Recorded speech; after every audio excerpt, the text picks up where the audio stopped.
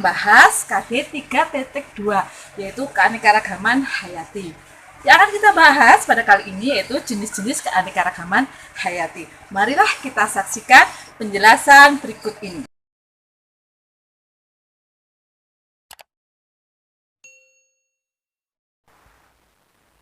Indonesia terletak di daerah tropis, sehingga memiliki keanekaragaman hayati yang tinggi. Keanekaragaman hayati memiliki nama lain biodiversitas. Keanekaragaman hayati menunjukkan keseluruhan variasi gen, jenis, dan ekosistem di suatu daerah. Keanekaragaman hayati memiliki dua faktor, yaitu faktor genetik dan faktor luar. Faktor genetik bersifat relatif konstan atau stabil pengaruhnya terhadap morfologi atau fenotip organisme. Adapun faktor luar relatif labil pengaruhnya terhadap morfologi fenotip organisme. Secara garis besar, keanekaragaman hayati terbagi menjadi 3 tingkat, yaitu keanekaragaman gen, keanekaragaman jenis, dan keanekaragaman ekosistem. Kita memasuki keanekaragaman yang pertama, yaitu keanekaragaman tingkat gen. Keanekaragaman gen merupakan keanekaragaman individu dalam satu jenis makhluk hidup. Keanekaragaman gen itu dipengaruhi oleh gen. Gen itu sendiri merupakan unit terkecil yang terdapat dalam kromosom yang berfungsi untuk mengatur dan mengendalikan sifat keturunan suatu makhluk hidup. Keanekaragaman gen dapat kita lihat dengan jelas pada suatu keturunan atau pada satu keluarga. Misalnya, seorang ibu menikah dengan seorang bapak yang melahirkan anak atau keturunan. Kebetulan anaknya itu 4 laki-laki semua.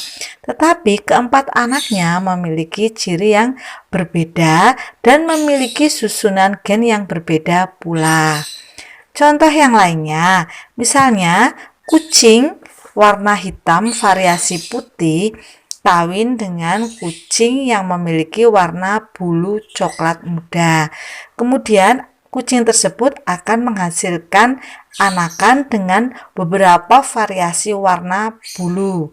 Yang pertama, anakannya itu bulunya hitam, ada yang berwarna putih polos, ada yang berwarna coklat muda menyerupai indukannya, dan ada yang berwarna putih dengan variasi bulu hitam di kepalanya. Dengan demikian, dapat diambil kesimpulan dalam satu keturunan itu terdapat variasi. Variasinya itu meliputi variasi pada susunan gen dan variasi pada ciri luar dari makhluk hidup tersebut. Keanekaragaman berikutnya yaitu keanekaragaman tingkat spesies atau keanekaragaman tingkat jenis. Keanekaragaman tingkat jenis menunjukkan keanekaragaman atau variasi yang terdapat pada berbagai jenis atau spesies makhluk hidup yang sama. Keanekaragaman ini lebih mudah diamati daripada keanekaragaman gen, karena perbedaan antar spesies makhluk hidup dalam satu marga lebih mencolok daripada perbedaan antar individu dalam satu spesies. Contohnya, untuk familia Moraceae atau nangka-nangkaan itu di dalamnya ada Artocarpus communis atau dikenal dengan tanaman sukun. Ada juga Artocarpus integra atau dikenal dengan nama nangka, dan Artocarpus camansi atau diberi nama Indonesia tanaman kluwe. Contoh selanjutnya yaitu pada genus yang sama pada tumbuhan Anonaceae, yaitu ada Annona muricata, itu nama ilmiah dari Srikaya, dan Annona squamosa itu nama ilmiah dari sirsak. Ada lagi untuk Piper beetle itu genusnya sama dengan Piper nigrum. Kalau Piper beetle itu sirih, kalau Piper nigrum itu lada atau merica. Untuk contoh keanekaragaman tingkat jenis pada hewan, yaitu terlihat pada familia Felidae atau kucing besar. Di situ anggotanya ada singa atau Panthera leo, kemudian harimau atau Panthera tigris, ada jaguar, Panthera onca, dan ada macan tutul atau dikenal dengan leopard, itu Panthera pardus. Contoh pada hewan yang lainnya yaitu pada familia anjing atau Canidae.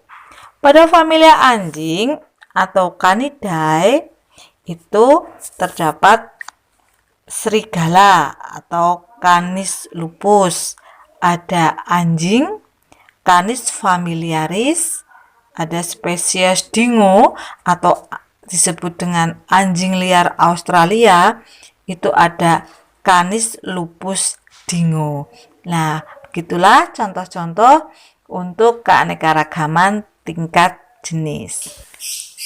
Keanekaragaman yang ketiga yaitu keanekaragaman tingkat ekosistem. Ekosistem merupakan suatu kesatuan yang dibentuk oleh hubungan timbal balik antara makhluk hidup biotik dengan lingkungannya atau abiotik. Pada dasarnya, keadaan komponen abiotik di suatu ekosistem akan mempengaruhi jenis-jenis komponen biotik yang hidup di dalamnya. Sebagai contoh, perbedaan letak geografis yang akan menyebabkan perbedaan iklim. Keadaan ini akan berpengaruh pada jenis flora dan fauna yang hidup di suatu daerah. Peristiwa inilah yang mengakibatkan terjadinya keanekaragaman ekosistem. Kemudian contoh keanekaragaman ekosistem ada ekosistem pantai, ekosistem hutan hujan tropis, ekosistem tundra, ekosistem taiga, ekosistem padang pasir atau gurun, dan ekosistem buatannya contohnya ekosistem sawah. Kita membahas tentang ekosistem pantai. Ekosistem pantai ini termasuk ekosistem darat, walaupun letaknya berbatasan dengan ekosistem air. Ciri-ciri ekosistem pantai yang dapat kita lihat yaitu memiliki garis pantai yang permanen. Garis pantai itu batasan antara daratan dan lautan. Kemudian biasanya terdapat vegetasi mangrove atau tanaman bakau, yaitu sekitar 30% dari luas total pesisir. Fungsi vegetasi mangrove yaitu untuk menahan ombak laut. Kemudian ekosistem pantai ini biasanya digunakan untuk usaha budidaya jenis air payau. Kemudian untuk ciri ekosistem pantai yang lainnya yaitu pencemarannya bisa dikendalikan secara baik tanpa adanya campur tangan manusia atau secara alamiah. Kemudian ekosistem hutan hujan tropis.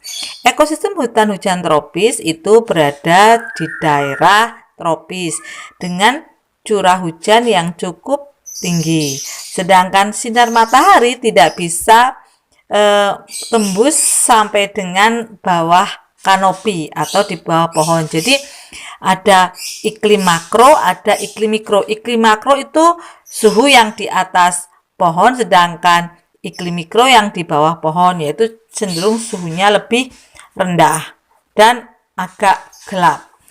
Kemudian untuk hutan hujan tropis, tanahnya biasanya ditutupi oleh lumut dan banyak spesies paku-pakuan. Tumbuhan yang hidup di hutan hujan tropis itu selain tumbuhan yang berbatang keras, juga ada tumbuhan yang bersifat epifit atau menempel, dan ada tumbuhan-tumbuhan liana atau merambat. Tumbuhan epifit contohnya ada anggrek, kemudian untuk yang liana contohnya ada tanaman rotan, ada gadung juga bisa. Kemudian hutan hujan tropis ini merupakan ekosistem yang stabil. Dan hewan maupun tumbuhannya ini keanekaragamannya sangat tinggi. Berikutnya yaitu ekosistem tundra. Nah, ekosistem tundra ini memiliki ciri sebagian wilayah ditutupi oleh es. Curah hujan rendah kurang lebih 100 sampai 250 mm per tahun. Memiliki musim dingin panjang sekitar 9 bulan dan juga gelap, serta musim panas yang sangat cepat hanya sekitar 1 sampai 3 bulan dan terang.